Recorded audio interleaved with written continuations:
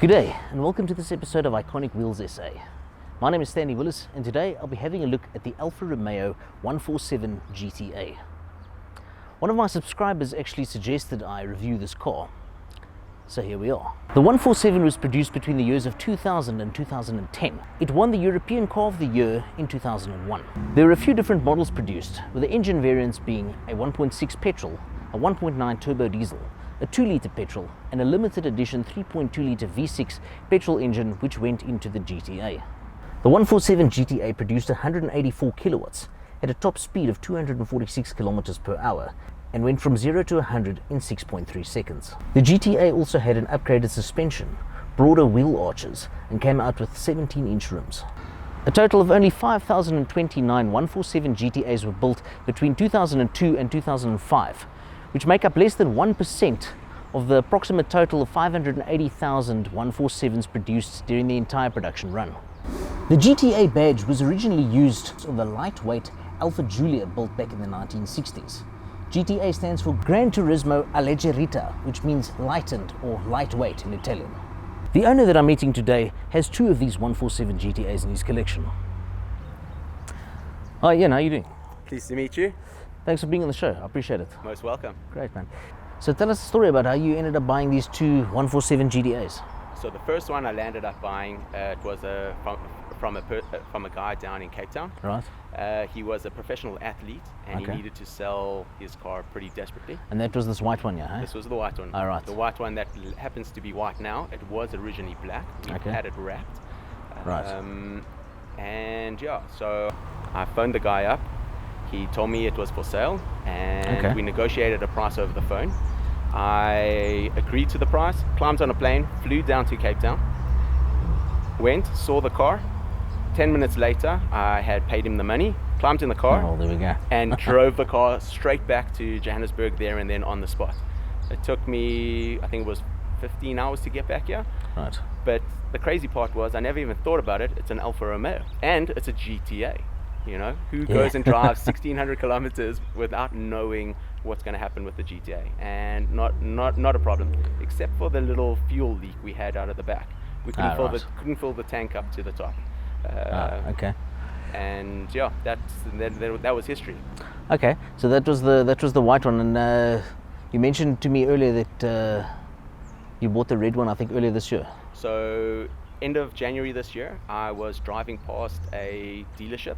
I saw the car standing there and I just happened to pull over, have a look, walked up to the dealer, and he didn't quite know, he knew it was a 147 GTA, but he didn't know the heritage and what the true value was and Okay. everything. So hopefully you picked it up at a bit of a bargain. So I negotiated well. There we It was end of the month and I made him an offer. Okay. And he came back to me a few days later and said, do I still want to buy the car? And yeah, he came, drove it into my shop, and I had the car 30 minutes later. Fantastic. And tell me, have you ever owned a 147 that wasn't a GTA? Yes, so my love for Alfa actually started in 2003. Okay. When they first came, I don't know when they first came out, but in 2003 I bought my first 147. It was the 2-litre manual. Yes, I remember those, yeah. It is probably the love of my life. Even more so than the GTA. No kidding. Just because it's an easier car to drive every day. I mean, it's an everyday No, car. understandable. I mean, that's a 4-cylinder 2-litre petrol versus Correct. a 3.2-litre V6 how can I say, a 2-litre 4-cylinder is a bit more receptive as a daily driver. It most certainly is. And this, you know, I think they originally built it to go racing, to take the racing circuit back to BMW. So with this, I mean, you can feel the heavy clutch. You can feel the racing heritage inside. No, look, it's a different when beast. You take it for a drive, and you're going to know it in a couple of minutes. When we do No, I that. look forward to it. And what other Alphas have you owned in your life? So a couple of years ago, I landed up buying I landed up buying my first Spider, the 105 Camel. Okay. And from there, I bought a second one and a third one. I decided I wanted to do a restoration project. Right. And the two that were there were donor cars for the one. And and my Okay, family, all right. we started stripping it as a family thing. My brother, myself, and my father. Sounds great. It was wonderful for the first 2 years, and then I had and it was a 2-year project. Then I had a child, my first child, and my 2-year project stayed a 2-year project for 3 more years, and we never touched it, never looked at it. Kept going back to it and starting and stopping, and then 2 years ago I decided I would sell them, and it's the biggest regret I've ever had. I miss them to this day.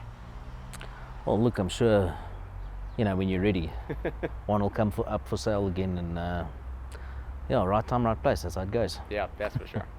No, excellent. Well, shall we go for a drive? Love to. Excellent. I think we can take it. No, we can leave it open. We can take it through Garsfontein, just to warm up a bit, and then we'll get it on the main road here. It'll just give me a good feel for the car as well. So it's really easy to drive this car. It's on long drives. If you get caught in traffic, your leg will come out feeling a little bit sore. But it is absolutely, it's a dream. So my first 147, the 2-liter, had sport suspension on. It had a twin spark motor, eh? Yes. Okay. 2-liter twin spark, variable valve timing. That thing was great. So what color was your 2-liter? It was black. I had Also a black one, eh? Two black 147s. I checked the pedals of this 147 are quite close together. Now, interesting story.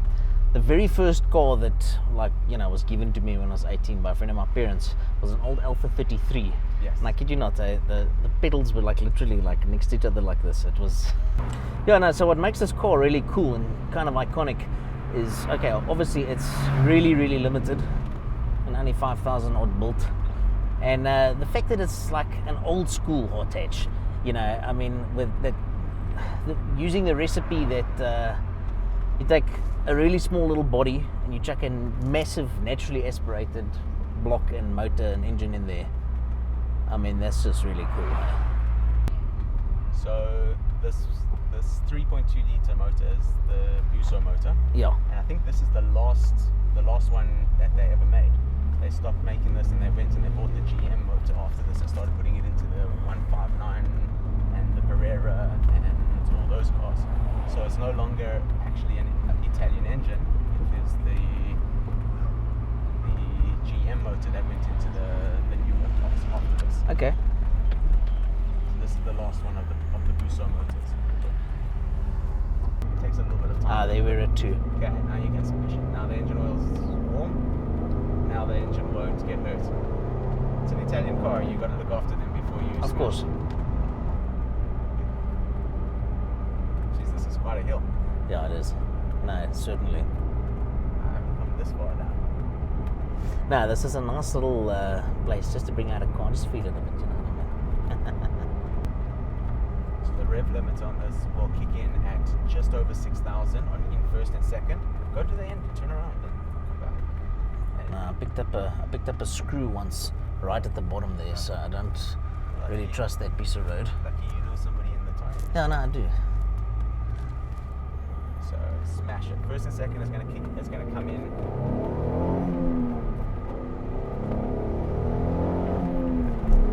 Now it will go all the way to the red line.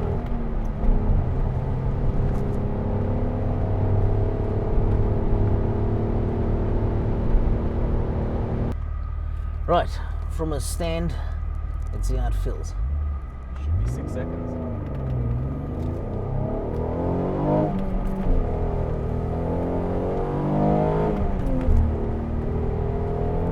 Jeez, that's pull, eh? Wow! And that sound! There's no engine that sounds like this.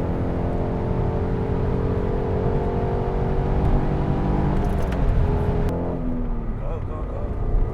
Go, go, go.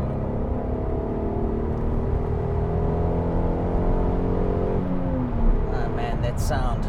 I'm in love with that sound. Jeez, but what a drive. What a drive. It makes you smile, right? It really does.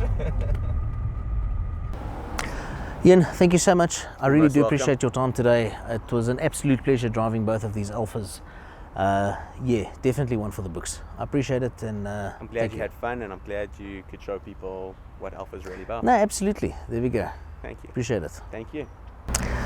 Thanks for watching this episode of Iconic Wheels SA. If you haven't already done so, please subscribe to this channel where we go around South Africa having a look at iconic cars, meet their owners and take the cars for a drive. Until next time, all of the best and take care.